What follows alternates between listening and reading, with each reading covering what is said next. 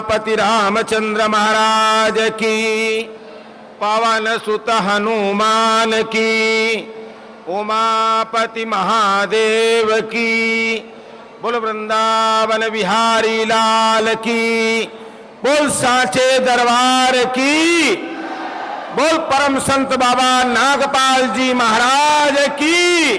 हर हर महादेव।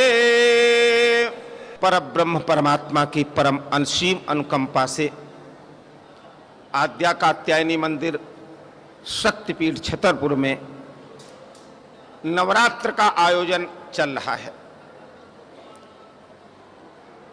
और परम संत बाबा नागपाल जी की ये साधना स्थली है।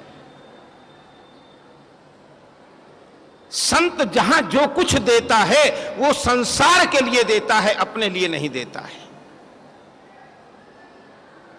संत के मन में पीड़ा होती है कि कोई दुखी न रहे, सब सुखी हों, भले ही मुझे दुख मिल जाए। और बाबा नागपाल जी महाराज इतना बड़ा ये सब परिसर, मां महिषमर्दिनी, मां कात्यायनी, कौन कौन सी 10 माताएं और 9 देवियां, सभी की स्थापना की है।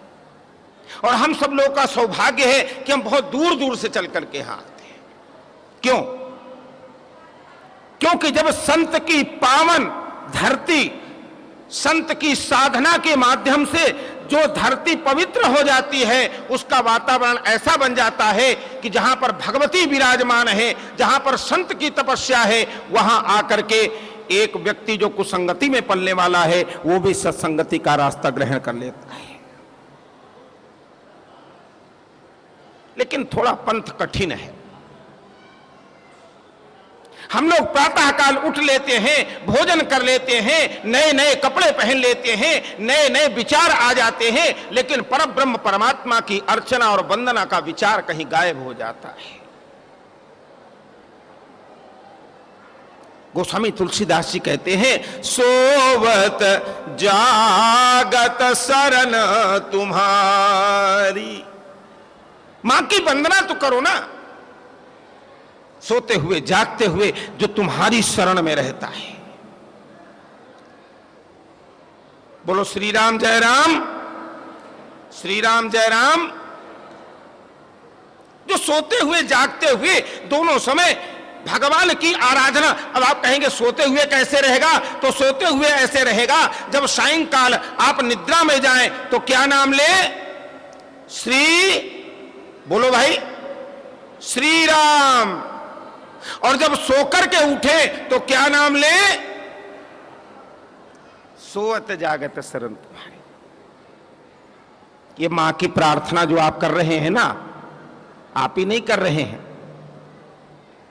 मेरे से बहुत से लोग पूछते हैं, शुक्ला जी ये प्रार्थना करने से हमें क्या क्या मिलेगा?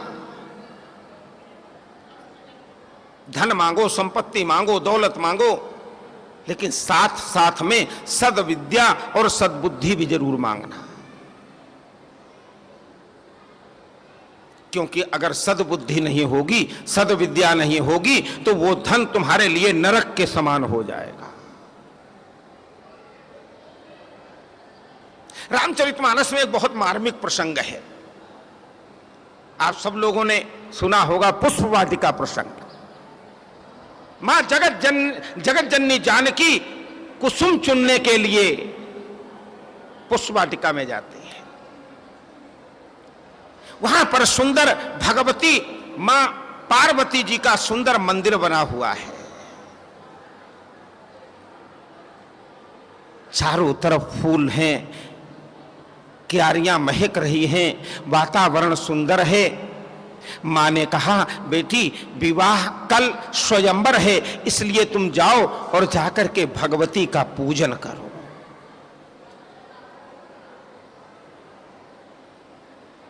ये हमारे यहां की प्रथा थी, परंपरा थी।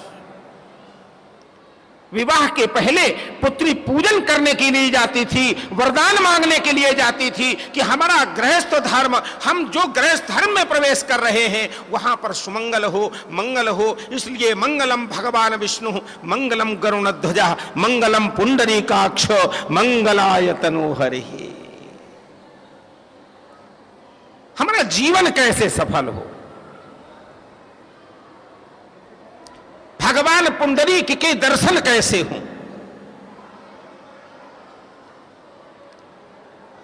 ब्रह्मचर्य, गृहस्थ, वानप्रस्थ और संन्यास आश्रमों की संरचना इसीलिए की गई है कि गृहस्थ धर्म जो है वो सृष्टि को उत्पन्न करने का धर्म होता है।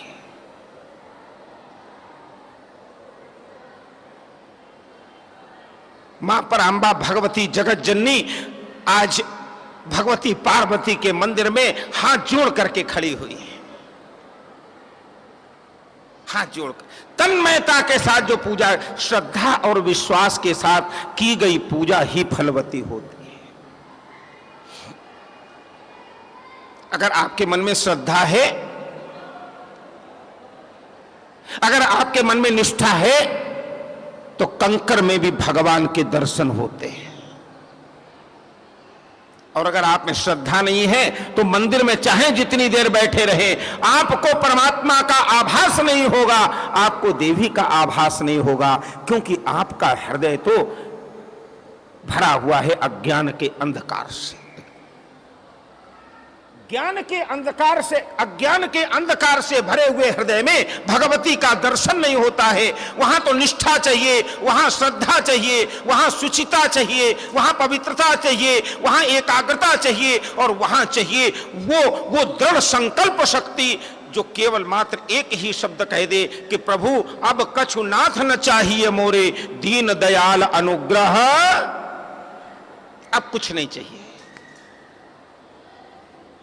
ये निष्ठा चाहिए।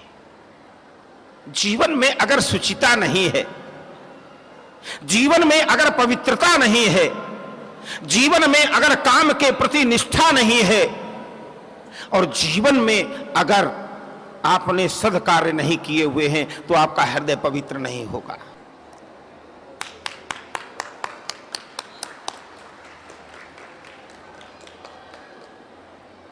आप चाहे जितना नाम जपते रहें, बोल सियापति रामचंद्र महाराज की। आप लोग जयकारा और जोर से लगाए, ये हॉल गूंज जाए। बोल सांचे दरबार की। जीवन में शुचिता चाहिए। हम स्कूल में, घर में, दफ्तर में काम करने जाते हैं, काम में मन नहीं लगता है, काम से जी चुराते हैं, आप अन्याय कर रहे हैं, पाप कर रहे हैं। जीवन में शुचिता चाहिए, कर्तव्य निष्ठा चाहिए, और तब श्रद्धा और विश्वास का जन्म होगा। भवानी शंकरौ वंदे श्रद्धा विश्वास रूपिणौ, याभ्याम विना न पश्यन्ति सिद्धा स्वांतस्थमीश्वरम्।